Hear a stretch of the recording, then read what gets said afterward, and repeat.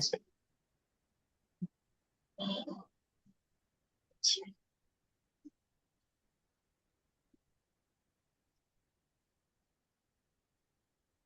সাহিত্যে খেলা কত পেজ?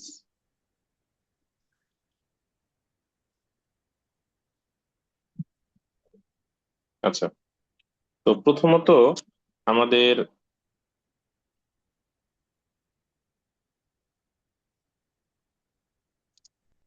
সাহিত্য খেলা এটা লিখছে হচ্ছে প্রমোদ চৌধুরী।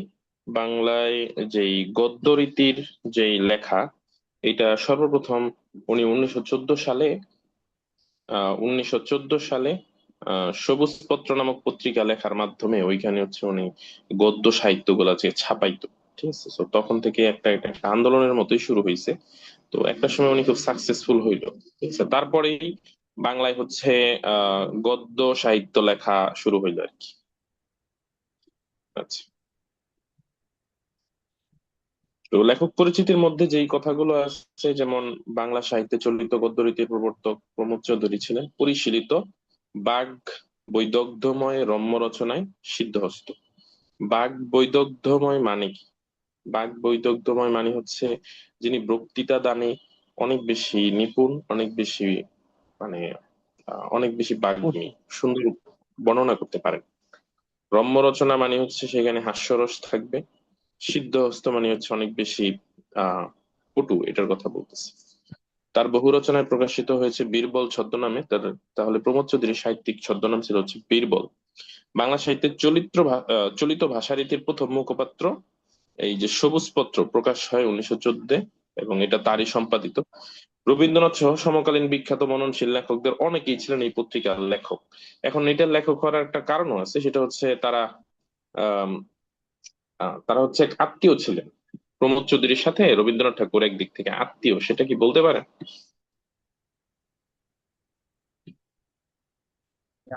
প্রমোদ চৌধুরী, বলেন বলেন। পারবো না সেটা বললাম আর কি।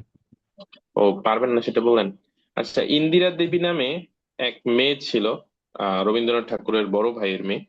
তো ওই ইন্দিরা দেবীকে বিয়ে করছিল হচ্ছে এই প্রমোদ চৌধুরী, তো সেই দিক থেকে তার আত্মীয় আর কি। আচ্ছা, আর তার গদ্য শৈলীর নিদর্শন রয়েছে চার ইয়ারি কথা, বীরবলের হালকথা, রায়তের কথা, তেল নুন লকড়ি। এগুলো একটু ভালো করে মনে রাখতে হবে আমাদের, ঠিক আছে? কারণ গত বছর যৌবনের গান থেকে যেহেতু প্রশ্ন আসছে, এটা থেকে সৃজনশীল না আসলেও এমসিকিউ আসার সম্ভাবনা অনেক বেশি। আচ্ছা, তার গল্প গ্রন্থগুলো ও সনেট পঞ্চাশত কাব্যগ্রন্থ যথাক্রমে গল্পকার সনেটকার হিসাবেও বাংলা সাহিত্যে তাকে বিশিষ্ট আসন দিয়েছে। প্রমোদ চৌধুরীর পৈতৃক নিবাস ছিল পাবনা জেলার হরিপুর গ্রামে। জন্মগ্রহণ করছে হচ্ছে আহ এটা ভুল লেখছে, হ্যাঁ, যশোরে জন্মগ্রহণ করে এবং মৃত্যু হয় হচ্ছে 1946 সালে। এটা 1800, এটা 8 হবে আর কি, হ্যাঁ এটা মাঝে মধ্যে বই টাইপিং এরকম হয়ে যায়। আচ্ছা, আমরা একটু দ্রুত শব্দার্থ টিকা গুলো একটু দেখে আসি। মেনলি এই শব্দার্থ টিকার মধ্যে অনেক কিছু চলে আসছে। আচ্ছা, তার আগে আমরা যদি একটু পাঠ পরিচিতিটা দেখি, সেটা হলো প্রমোদ চৌধুরীর সাহিত্য খেলা প্রবন্ধটি সর্বপ্রথম প্রকাশিত হয় সবুজ পত্র পত্রিকার আহ শ্রাবণ সংখ্যায়, তাই না? সো এই বিষয়গুলো একটু খেয়াল রাখতে হবে, কোনটা কোন সংখ্যায় কোন পত্রিকায় প্রকাশিত হয়েছে। এটা থেকে ইন্টারে একটা প্রশ্ন পাবেন সবাই, প্রত্যেকটা গদ্যবোধের এগুলা খেয়াল রাখতে হবে। আচ্ছা, পরে তা গল্প সংগ্রহ বইয়ে সংকলিত হয়। সো গল্প সংগ্রহ বইয়ে সংকলিত হয়, প্রবন্ধ সংগ্রহ। এই প্রবন্ধে সাহিত্য চর্চার আদর্শ ও উদ্দেশ্য সম্পর্কে লেখকের মতামত ও দৃষ্টিভঙ্গি সুস্পষ্ট পরিচয় ফুটে উঠেছে। লেখাটি ঈষৎ সংক্ষেপিত আকারে এখানে মুদ্রিত হয়েছে। মূল কথা কি? মূল কথা হচ্ছে প্রমোদ চৌধুরীর মতে সাহিত্যের উদ্দেশ্য হচ্ছে সকলকে আনন্দ দান করা, কারো মনোরঞ্জন করা নয়। এটা রটা রটা টাইপিং মিস্টেক। আচ্ছা, সমাজের মনোরঞ্জন করতে গেলে সাহিত্য হয়ে পড়বে স্বধর্মচ্যুত। অন্যদিকে সাহিত্যের উদ্দেশ্য শিক্ষাদান করাও নয়, কারণ পাঠ্য বিষয় মানুষ পড়ে অনিচ্ছায় এবং বাধ্য হয়ে। আপনারা সবাই মোটামুটি বাধ্য হয়েই পড়েন, তাই না? পক্ষান্তরে সাহিত্যের রসাস্বাদন করে মানুষ স্বেচ্ছায় এবং আনন্দে। তাছাড়া সাহিত্যের ভাই উদ্দেশ্য একটু জ্ঞানের। বলো। সকলকে আনন্দ দান করা আর মনোরঞ্জন করা, মানে ব্যাপারটা তো একই রকম। আমি কাউকে আনন্দ দিলে আর তার মনোরঞ্জন করলে ব্যাপারটা তো একই হয়ে যায়। আচ্ছা, এই এই জিনিসটা আমরা সাহিত্যের ভিতরে ঢুকলে এটা ক্লিয়ার হবো। সহজ কথায় চিন্তা করেন, সকলকে আনন্দ দিতেছে, সাহিত্যের মূল উদ্দেশ্য এখানে বলছে কিন্তু যে একজনকে আনন্দ দেওয়ার কথা না। মানে সাহিত্য পড়ে সবাই আনন্দ পাবে, কারো মনোরঞ্জন করার জন্য না। ধরেন আমাদের জাবের হচ্ছে একটা চিঠি লিখছে, ঢাকা ইউনিভার্সিটিতে চান্স পায়া সে হচ্ছে তার এক জুনিয়রে পটানোর জন্য সে হচ্ছে একটা চিঠি লিখছে, খুব সুন্দর একটা প্রেমের চিঠি সে লিখছে। এখন এই চিঠিটা পড়ার পরে সে যেই মেয়ের জন্য এই চিঠিটা লিখছে, তা সেটা পড়ার পরে তার অনেক বেশি মনোরঞ্জন হবে না? হ্যাঁ ভাই। হ্যাঁ, এখন এই চিঠি যদি কোনোভাবে আমি, আপনি, তারপরে বাকি আমরা পড়ি, আমরা কি আনন্দ পাবো না আমরা অনেক বেশি হাসি ঠাট্টা করবো ওর সাথে? অবশ্যই হাসি ঠাট্টা করবো। হাসি ঠাট্টা করবো। তাহলে ও যে সাহিত্য রচনা করছে এটা হচ্ছে কাউকে মনোরঞ্জন করার জন্য সে লিখছে।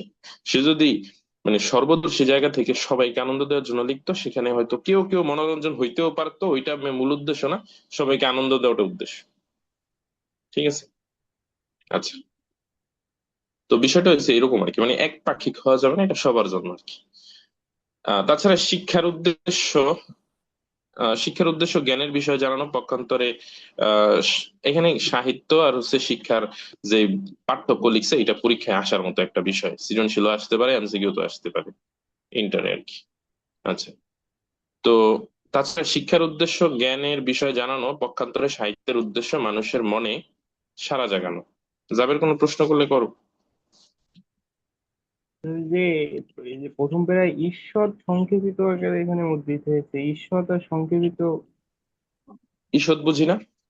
আমরা যখন বলতেছিলাম যে আরক্তিম শব্দের সন্ধি কি বলে এটাকে, বেশবাক্য যখন বলতাম তখন বলতাম যে ঈষৎ রক্তিম, মানে হালকা। লেখাটি অল্প সংক্ষিপ্ত আকারে এখানে মুদ্রিত হয়েছে। ঈষৎ মানে হচ্ছে অল্প, কম, হালকা। সামান্য। বুঝছি। আপনারা হ্যান্ড রেজ করেন, এটা আসলে খুব ভালো একটা অভ্যাস, কারণ হঠাৎ করে থেমে যাওয়া লাগে মাঝখান দিয়ে কথা বললে। বা যদি ডিরেক্ট প্রশ্ন করেন তাহলে যখন দেখবেন যে আমি থামছি তখন প্রশ্ন করলে ভালো হয় আর কি, নাহলে ইম্পর্টেন্ট অনেক কিছু আমি ভুলে যেতে পারি। লেখকের মতে সাহিত্যের সঙ্গে তুলনা চলে খেলাধুলার। খেলাধুলায় যেমন নিছক আনন্দই প্রধান, সাহিত্যেও তাই। খেলাধুলায় যেমন আনন্দ ছাড়া কোনো উদ্দেশ্য নাই, সাহিত্যের তেমন উদ্দেশ্য তেমনই একমাত্র আনন্দ দান করা। আচ্ছা, এখানে তেমন কোনো প্রশ্ন আমাদের থাকার কথা না। ঠিক আছে, শব্দ তরিকা অনেকগুলো বিষয় আসবে, আমরা শব্দ তরিকাটা এই জন্য একটু ভালো করে দেখবো। ঠিক আছে। রোদার কথা বলছে, তো রোদাকে তার পুরো নামটা একটু আপনারা পড়বেন, এটা উচ্চারণ করতেও সমস্যা হয়ে যাবে। ফ্রাঁসোয়া অন্দোস্তো রোদা, বিশ্ববিখ্যাত ফরাসি ভাস্কর। তো এই ভাস্কর, যে তার নাম প্রথমেই একদম আছে মানে এই প্রবন্ধের, তার শ্রেষ্ঠ কীর্তির মধ্যে উল্লেখযোগ্য হচ্ছে নরকের দুয়ার। আচ্ছা, ভাস্কর তো বুঝি, ভাস্কর বুঝি কিনা, ভাস্কর বুঝি, যেমন এই যে রাজু হ্যাঁ, ওই যে ভাস্কর্য। ভাস্কর্য যে নির্মাণ করে বা আর্টিস্ট যে তাকে ভাস্কর ভাস্কর্য বলে। নির্মাণ করে তাকে হচ্ছে ভাস্কর বলা হয়। আচ্ছা, তো এইখানে যেগুলো নরকের দুয়ার, বাঘার অবক্যালে, অন্যান্য অবিনশ্বর কীর্তির মধ্যে আছে চিন্তাবিদ, আদম, ইভ। তো এইগুলা একটু জাস্ট এক নজর পড়ে যাবে নাকি, ঠিক আছে। শিব বলতে মহাদেবকে বোঝাচ্ছে, মঙ্গলকারী দেবতা। বা শিবের অনেকগুলো অবতার আছে, তার মধ্যে উনি যেমন মঙ্গলও করতে চান, এবং বলা হয় যে পৃথিবীর ধ্বংস লগ্নে যখন ব্রহ্মার আয়ুর অবসান ঘটবে, মানে পৃথিবী যখন ধ্বংস হয়ে যাবে, তো ওই দিন হচ্ছে বিষ্ণুরও কোনো কিছু থাকবে না। তখন হচ্ছে শিব প্রলয় নৃত্যে মানে তার মানে সে প্রলয় নৃত্যে অবতীর্ণ হবে। প্রলয় নৃত্যে মানে ওইটার বলা হয় যে পৃথিবীর ধ্বংস লগ্ন আর কি, ঠিক আছে। দেবতারা শেষ হয়ে যাবে না। হিন্দু ধর্মের বিশ্বাস মতে হচ্ছে ওদের দেবতা হচ্ছে মেইনলি প্রধান হচ্ছে তিনজন। তিনজনকে একসাথে হচ্ছে ত্রিদীপ বলে আর কি, ত্রিদীপ বা ত্রিদেব বলে। তো কে কে এই তিনজন?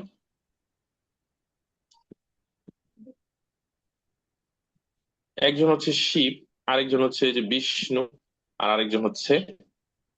আরেকজনকে বলে, একজন বিষ্ণু হলে আরেকজনকে, আরেকজন এই যে ব্রহ্মা।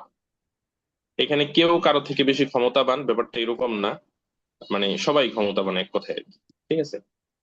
এখন আপনাদের মনে প্রশ্ন আসতে পারে যে তাহলে আমরা হিন্দুদের যে 12 মাসে 13টা পূজা হয়, ঠিক আছে, আমরা 33 কোটি দেব দেবতা, এরা তো তিনজন হচ্ছে মেয়ে, তাই না? কিন্তু তাহলে তাদের পূজা কি পৃথিবীতে বেশি হয়? বলেন তো। হিন্দুদের সবচেয়ে বড় পূজার নাম কি, বড় উৎসবের নাম কি?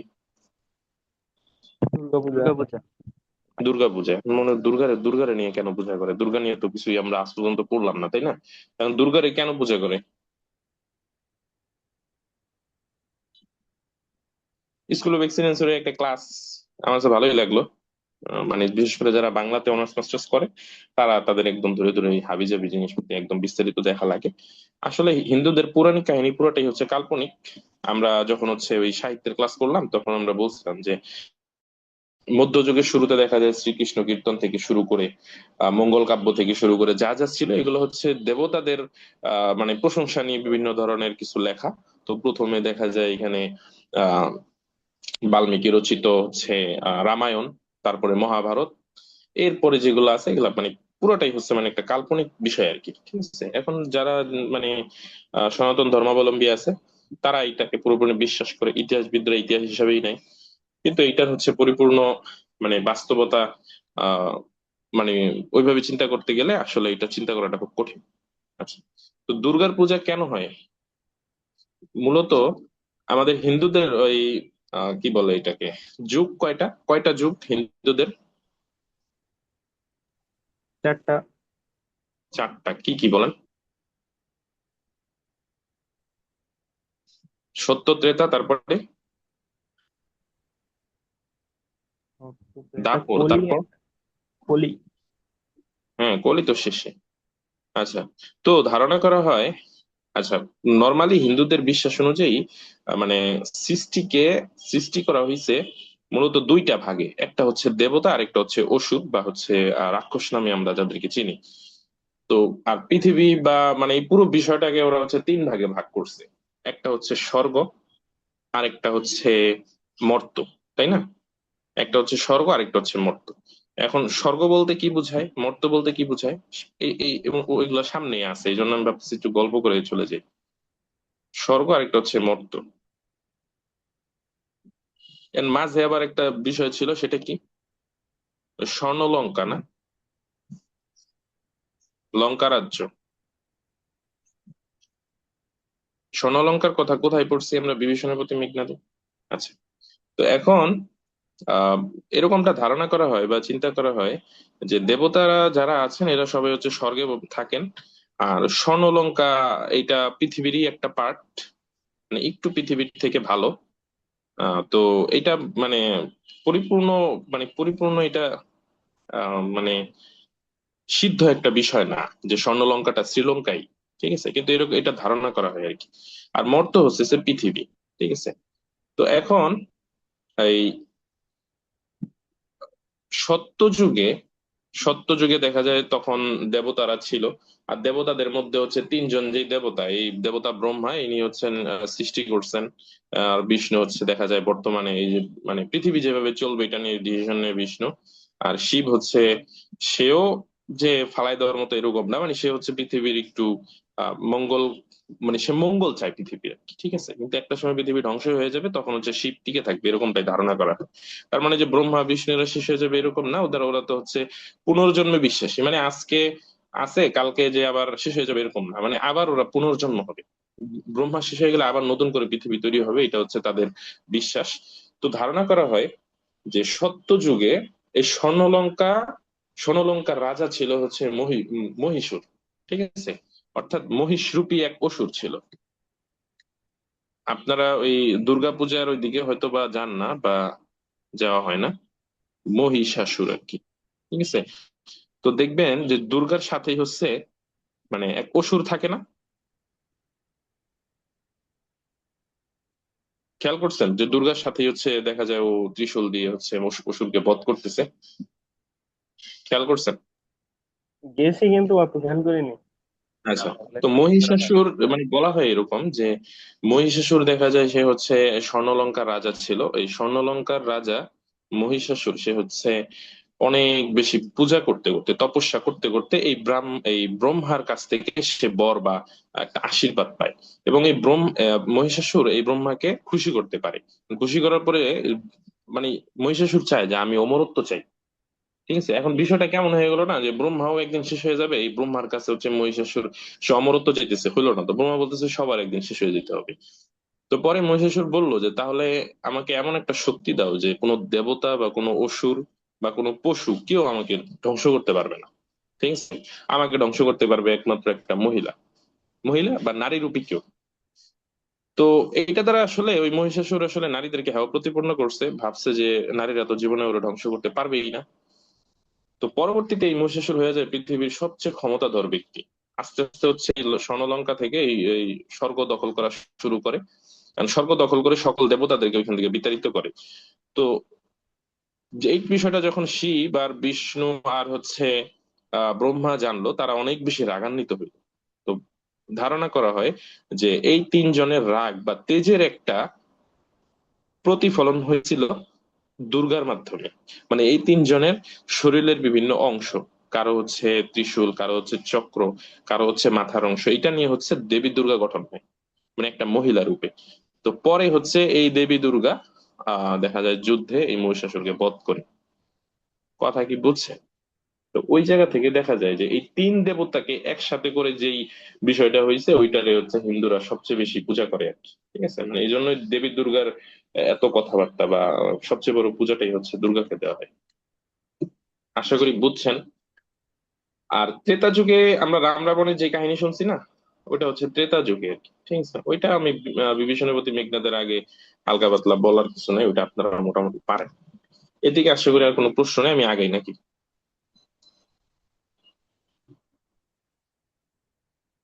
আচ্ছা, ইতর বলতে এখানে নগণ্য ব্যবহার, অর্থ ব্যবহার হয়েছে। কলারাজ্য বলতে শিল্পকলার পরিমণ্ডল। অবতীর্ণ মানে হচ্ছে অবতার হিসেবে মানুষের মূর্তিতে নেমে এসেছে এমন। মর্ত্যবাসী মানে পৃথিবীবাসী। আর রসাতল বলতে বুঝাইছে কি, যে পুরাণে বর্ণিত ষষ্ঠ পাতাল, এটা বলতে অধপাত বা হচ্ছে ধ্বংস বুঝাইছে, বা অধপতন বুঝাইছে। আচ্ছা, পৌরাণিক, পুরাণ বলতে কি বোঝায় এটা আগে বলেন তো। পুরাণে বর্ণিত তো বুঝলাম, কিন্তু পুরাণ মানে কি? এই হিন্দুদের একটা ইয়া মানে অভিধান মতো রামায়ণ, এরকম। রামায়ণ রে বলা হয় পুরাণ। রামায়ণে যত কাহিনী আছে ওইটারে বলে পুরো পৌরাণিক কাহিনী। শেষ। রামায়ণের রচয়িতার নাম আগে রয়েছে, ক্লাসের শুরুতেই বলছি। রামায়ণের রচয়িতার নাম কি? রামায়ণের রচয়িতা হচ্ছে বাল্মীকি। এগুলা ভুলে যান কেন, কি আজব। আচ্ছা, আহ ও আচ্ছা, এখানে ষষ্ঠ পাতাল বলছে, তার মানে এই যে মর্ত, এই মর্তেরও হচ্ছে আবার কয়েকটা ধাপ আছে। মানে মর্ত মানে ধরেন এটা হচ্ছে মাটি, এর নিচে হচ্ছে ধরেন পাতাল। ঠিক আছে, এইটা হচ্ছে বিষয়। এখন পাতাল আবার হচ্ছে 7 ভাগে বিভক্ত হিন্দু পুরাণ অনুযায়ী। তা আপনারা মন চাইলে এটা একটু লিখে নেন। ঠিক আছে, কোথা থেকে প্রশ্ন দেয় কোনো ঠিক ঠিকানা নেই। প্রথমটা হচ্ছে অতল, দ্বিতীয়টা হচ্ছে বিতল, অতল বিতল সুতল তলাতল মহাতল রসাতল পাতাল। আমি কি একটু লিখে দিব? হ্যাঁ ভাই, লিখে দেন এগুলো। অতল,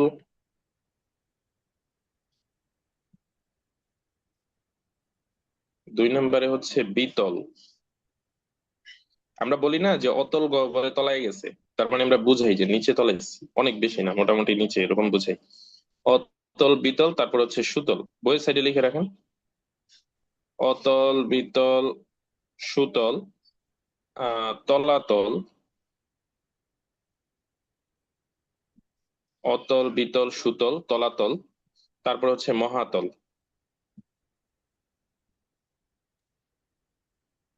অতল বিতল সুতল তলাতল মহাতল রসাতল। মাউস দিয়ে খুব একটা লেখা যায় না, আর পেন টেপ সাপোর্ট করে না খুব একটা ভালো, মানে আরো বেশি আনকমফোর্টেবল লাগে। আচ্ছা, অতল বিতল সুতল তলাতল মহাতল রসাতল পাতাল, লিখছেন?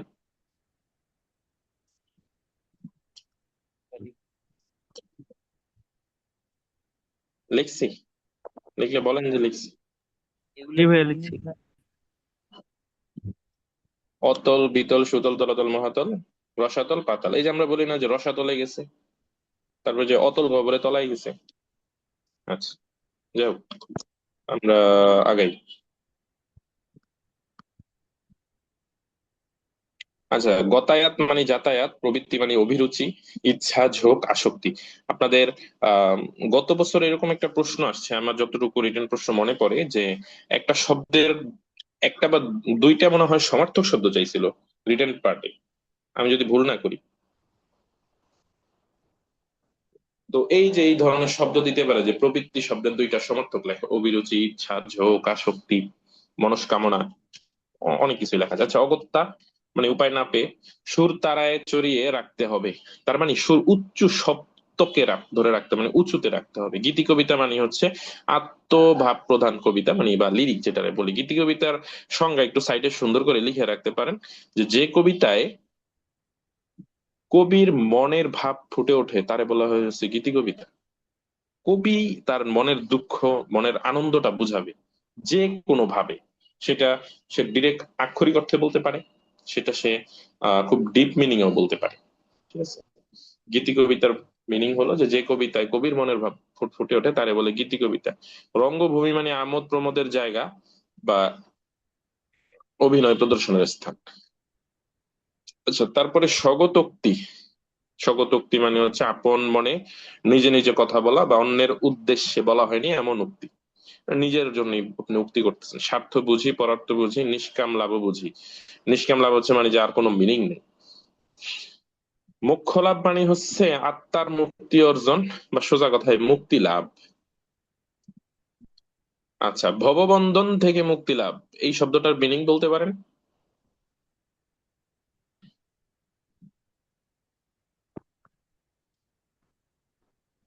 ভব বলেন। মানে তো জানি, ভব মানে ভব মানে তো যতটুকু জানি পৃথিবী টাইপের মিনিং করে আর কি। অর্থাৎ পৃথিবীর প্রতি, এটারে আমরা সোজা কথা বা মানে আরবিতে আমরা বলতে পারি জুহুদ, মানে দুনিয়া বিমুখ শব্দ ইউজ করার জন্য আমরা জুহুদ বলি না? তো এটা হচ্ছে মানে জুহুদ আর কি, অর্থাৎ দুনিয়া বিমুখতা থেকে, মানে অর্থাৎ দুনিয়ার প্রতিবন্ধন থেকে মুক্তি লাভ আর কি। আচ্ছা, জীবাত্মা মানে আমরা বুঝি পরমাত্মা, মনোরঞ্জন, স্বধর্মচ্যুত। খেলো করা মানে হচ্ছে গুরুত্বহীন বা অসার করা। আচ্ছা, বৈশ্য। আচ্ছা, এই বৈশ্য আহ আমরা এটা তো জানি, বৈশ্য শূদ্র এইটা হচ্ছে 4 নাম্বার বর্ণ, আর বৈশ্য হইতেছে 3 নাম্বার বর্ণ। 2 নাম্বারে কি আর 1 নাম্বারে কি হিন্দুদের 4টা বর্ণের মধ্যে? ব্রাহ্মণ ক্ষত্রিয় অবশ্য। ব্রাহ্মণ, ক্ষত্রিয়, বৈশ্য, শূদ্র। তো ধারণা করা হয় যে একমাত্র এই শূদ্র হচ্ছে অনার্য, বাকিরা হচ্ছে আর্য। মানে আহ খুব অনার্য বুঝি, অনার্য আমরা ছিলাম সবাই অনার্য, মানে সরি অনার্য না, মানে আমাদের উপমহাদেশের আদি মানুষগুলা ছিল অনার্য, ঠিক আছে, এবং আমরা আর্য ধরে নেওয়া হয় আর কি, ঠিক আছে, বা সংকর হয়েছে, মিক্স। তো এই শূদ্ররা বা বৈশ্যদের একটা অংশ, এটা হচ্ছে অনার্য, মানে একদম নিচু শ্রেণীর। মানে পশু পাখিরও ওরা এতটা নিচ মনে করে না যতটা আসলে এদেরকে মনে করতো আর কি। এখানে লেখা আছে কার কাজ কি। মতিগতি বুঝি, গলাধঃকরণ বুঝি, বাল্মীকি এই যে এখানে লিখছে, পড়ে ফেলবেন এগুলা। রামায়ণ প্রণেতা, মানে এটা সোজা কথা, রামায়ণ লিখছে, প্রাচীন ভারতীয় সাহিত্যের আদি কবি হিসেবে সম্মানিত। তো আসতেই পারে। ধরেন এখন আপনি পরীক্ষা দিতেছেন, দেখলেন যে ইউনিটে প্রশ্ন চলে আসছে যে প্রাচীন ভারতীয় আদি কবি কে। অপশনে আছে বাল্মীকির নাম, অপশনে আছে মনে করেন আরো কয়েকজনের নাম, হ্যাঁ। আপনি তো ভাবতেছেন হাই হাই ঢাবি কামড়া করলো কি, বাংলা সাহিত্য থেকে এত কঠিন প্রশ্ন দিয়ে দিল। আমাদের এই ভেতর থেকেও অনেক সময় প্রশ্ন হইতে পারে, সো আপনারা হচ্ছে এগুলো একটু খেয়াল রাখবেন, ঠিক আছে।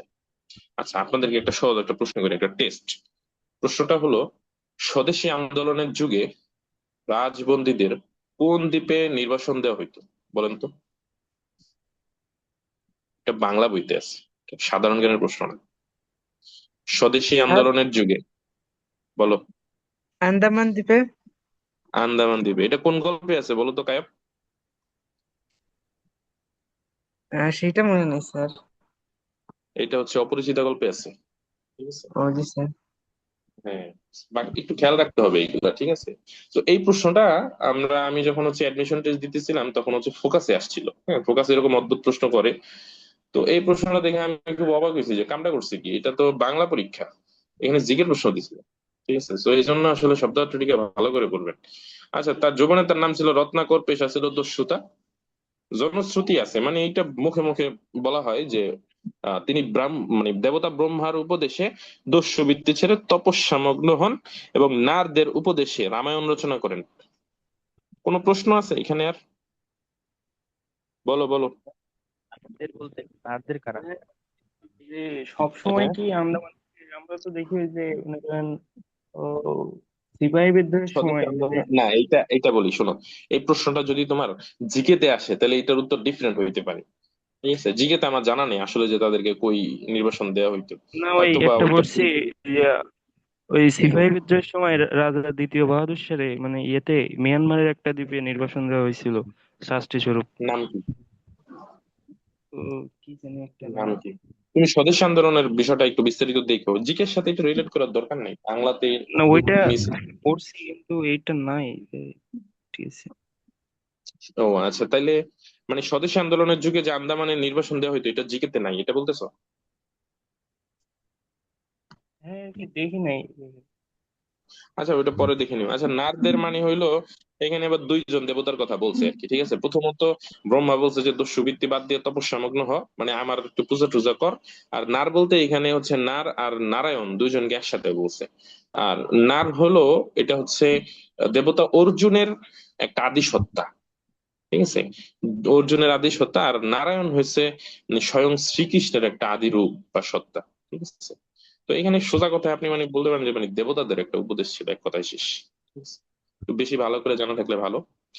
আর হিন্দুদের এই বিষয়গুলো খুব ইন্টারেস্টিং লাগে আমার কাছে, বুঝছেন? মানে নিজেদের ধর্ম আমরা মুসলমান, আমাদেরটাও ইন্টারেস্টিং লাগে ঠিক আছে, কিন্তু ওইটা একটু বেশি ইন্টারেস্টিং লাগে, একটু অতি প্রাকৃতিক, মানে অতি প্রাকৃত মনে হয়, তো এই জন্য আসলে একটু কেমন কেমন লাগে। এন্ড আমার ওদের বিষয়টা না পড়তেও কেন জানি ভালো লাগে, মানে আগ্রহ কাজ করে একটু অন্যরকম, যে এটা কি অদ্ভুত জিনিস যা আসলে মানুষের দৃষ্টির সীমার বাইরে বা একদম চিন্তা শক্তিকে ছাপায় ছিল যে আর কি। যেমন বিষ্ণু বর্তমানে সে তো মানে পৃথিবীর পালনকর্তা, বা সে পুরো পৃথিবী চালাচ্ছে এরকমটাই ধরা হয়। তো এই বিষ্ণুর 10টা অবতার আছে। এগুলা মানে এমনি যে জানা থাকা ভালো, বিষ্ণুর হচ্ছে টোটাল 10টা অবতার। এর মধ্যে আমরা যে পরশুরাম পড়ছি না, বলছি। আচ্ছা, পরশুরাম বিষ্ণুর কততম অবতার বলেন তো? বিভীষণের বিদ্রোহীতে আছে এটা।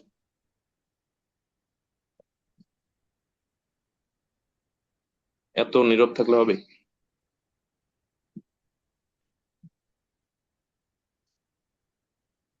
বিষ্ণুর ষষ্ঠ অবতার, যমদগ্নি ও রেণুকার পঞ্চম পুত্র। এখানে আমার খেয়াল আছে, আপনাদের এখনো খেয়াল নেই।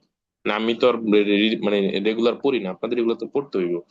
আচ্ছা, যেমন রামকৃষ্ণ, শ্রীকৃষ্ণ, তারপর হচ্ছে পরশুরাম, এরা সবাই হচ্ছে বিষ্ণুর অবতার ছিল। বিষ্ণু প্রথমে পৃথিবীতে আসছিল হচ্ছে একটা মাছ হয়ে, মানে এরকমটা ধরা হয়, মাছ হয়ে আসছিল। এরপর একবার কচ্ছপ হয়ে আসছে, আরেকবার হচ্ছে শূকর হয়ে আসছে, আরেকবার বামন হয়ে আসছে। এখন মনে হইতে পারে যে ভাই, হিন্দুদের এই কাহিনীগুলো না আমাদের মানে কি বলে, বাংলা সাহিত্য বা লোক সাহিত্যের সাথে অনেক বেশি রিলেভেন্ট। কারণ আমাদের এখানে আসলে খুব একটা বাহিরের সাহিত্য ছিল না, ওই শ্রীকৃষ্ণ কীর্তন থেকে যা যা গাল গল্প মনে করেন সমাজে প্রচলিত ছিল ওইগুলাই বলে। আর একটা কথা আছে না যে বামুন হয়ে ওই চাঁদের পানে হাত বাড়ে, অনেক এরকম একটা গান বা কিছু একটা আছে, তাই না? তো উনি হচ্ছে খাটো হয়ে, খাটো একটা রূপ ধারণ করে পৃথিবীতে আসছিল। তো ওইটার আবার একটা কাহিনী আছে, ওই কাহিনীর দিকে না যাই। আচ্ছা, and এরকমটা ধরা হয় যে বিষ্ণু পৃথিবীতে আরেকবার আসবেন, মানে 9বার আসা শেষ। 10তম বার আসবেন হচ্ছে কলিযুগে, মানে একদম পৃথিবী যখন শেষ হয়ে যাবে, পৃথিবীতে আবার সত্য যুগ ফিরে আনার জন্য আর কি। ঠিক আছে, এই বিষয়গুলো কিন্তু অনেকটা আমাদের ইসলাম ধর্মের সাথে রিলেভেন্ট, তাই না? অনেক বেশি রিলেভেন্ট। কুশীলব মানে হচ্ছে নট বা অভিনেতা, মূলত কুশীলব বলতে কুশ ও লব রামের দুই পুত্রের কথা বলতেছি। হ্যাঁ, যথা সর্বোচ্চ বুঝি। কৌপিন শব্দের অর্থ হচ্ছে ল্যাঙট। এটা বুঝি ল্যাঙট মানে কি?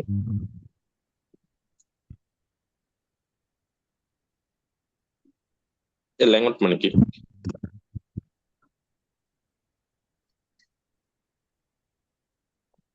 ল্যাঙট মানে কি?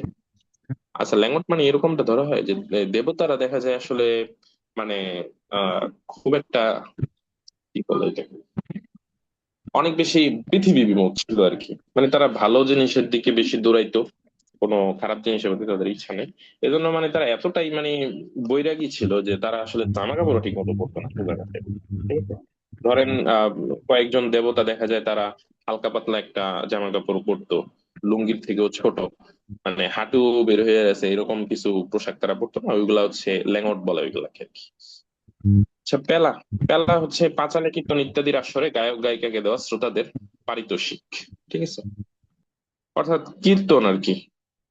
আমরা ওই যে প্রশংসা করি না ওই গায়ক গায়িকাদের, ওইরকম আর কি।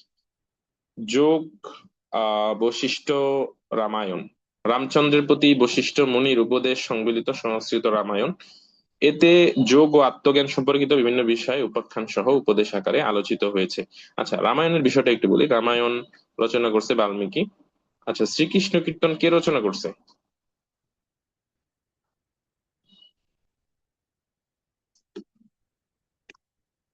বলেন। আপনাদের ওইগুলো তো আমি একদম ধরে ধরে লেখাই দিয়েছিলাম।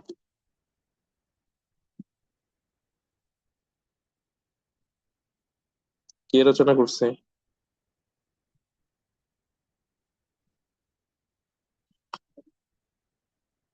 নাম মনে নেই? কয়েকটা বিষয়, যেমন আচ্ছা, শ্রীকৃষ্ণ কীর্তন রচনা করছে হচ্ছে বরু চণ্ডীদাস। সেই চণ্ডীদাসের নামটা ছিল আগের মানব কল্যাণ রচনা। আপনাদের মানব কল্যাণ নাই। আচ্ছা, যাই হোক, আমরা একটু দ্রুত আগে। কশ্চিন কালো বুঝি টিকা ভাষ্য নিগুড় তত্ত্ব সবর্ণ সগোত্র সবচ্ছেদ বুঝি। সবচ্ছেদ মানে হইলো সবচ্ছেদ মানে হচ্ছে পোস্টমর্টেম আর কি। অনুভূতি সাপেক্ষ, তর্ক সাপেক্ষ। শব্দার্থ থেকে আর কোনো প্রবলেম নেই আশা করি। শব্দার্থ থেকে প্রবলেম থাকলে বলেন।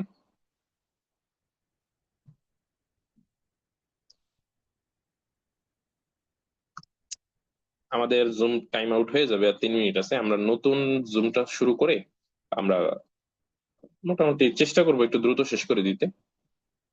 বাকিটা আপনাদের প্রশ্নের উপর ডিপেন্ড করবে। একটু দ্রুত শেষ করতে গেলে আবার ঝামেলা, দেখা যায় এগুলো একটু বেশি আসে। একটু কঠিন, শব্দ চয়ন গুলা কঠিন। তো সবকিছু মিলে একটু মনোযোগ মনোযোগ দিলে বেশি ভালো হবে আর কি। আচ্ছা, আপনারা মানে কোনো প্রশ্ন আছে আপনাদের এই অবধি?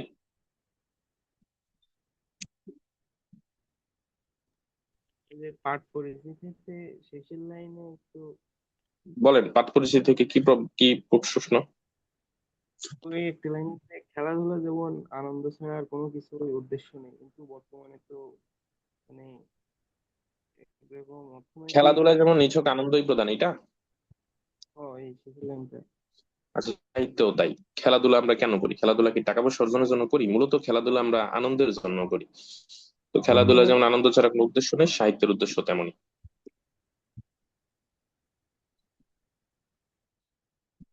তোমার ভয়েস ক্লিয়ার না, জোরে বলো। বর্তমানে তো টাকার জন্যই বেশি খেলাধুলা হয়, মানে একরকম বাণিজ্য হয়ে টাকার গেছে। জন্য খেলাধুলা করে যারা পেশাদার, তুমি আমি ধরো এখন আম ভাবে চিন্তা করো, নর্মালি মানুষ খেলাধুলা যখন করে তারা কি চায়? বিনোদন চায়, আনন্দ চায়। গতকালকে আমি একটা রিলস শেয়ার দিছি যে অনেকদিন হচ্ছে বৃষ্টির মধ্যে ফুটবল খেলা হয় না কেন? অনেকদিন ওই আনন্দটা পাই না এই জন্য, তাই না? নাকি টাকা পয়সার জন্য? ঠিক আছে, ওইটা অন্য হিসাব, পেশাদারিত্বের জায়গাটা অন্য। প্রমোদ চৌধুরী কি এইগুলা কি শুধু শুধু করছে? তার ইনকাম হয়েছে না? সে চলছে না? অবশ্যই। ওনাদের কথা হইতেছে এই বিষয়টাকে সাইডে রেখে যদি একটু আনন্দ দেওয়ার চিন্তা করি, তাহলে জীবনে অনেক বড় কিছু হওয়া যাবে। টাকা পয়সা এমনিতেই আসবে। ওনাদের মূল অবজেক্টিভ হচ্ছে এইটা। আচ্ছা, আমাদের জুম টাইম আউট হয়ে যাবে। আপনারা হচ্ছে আবার 8টা 50-এ জয়েন করবেন। ঠিক আছে, আমি আবার লিঙ্ক দিব। আজকে তাহলে আমরা বিভীষণের প্রতি মেঘনাদ পড়তেছি না, সো বেশি প্রেশার হয়ে যাবে আপনাদেরও, পরীক্ষা আবার সব মিলে। ঠিক আছে, আল্লাহ হাফিজ। 8টা 50, লেট করবেন একটু।